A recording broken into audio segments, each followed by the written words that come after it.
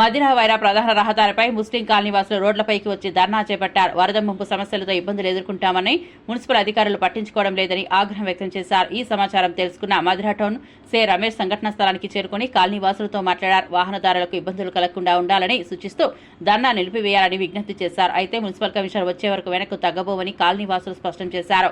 CI ప్రజలు నచ్చజెప్పే పరిస్థితిని శాంతింపజేశారు. మదిర మున్సిపాలిటీలో వరద ముంపు సమస్య తక్షణ పరిష్కారం కావాలని వారు డిమాండ్ చేశారు. అధికారులు ప్రత్యక్షంగా వచ్చి ప్రజల సమస్యలు తెలుసుకుని చర్యలు తీసుకుంటామని హామీ ఇచ్చారు. ఈ ఘటనతో మదిర పట్టణంలో కొంతసేపు ఉద్రిక్తత నెలకొంది.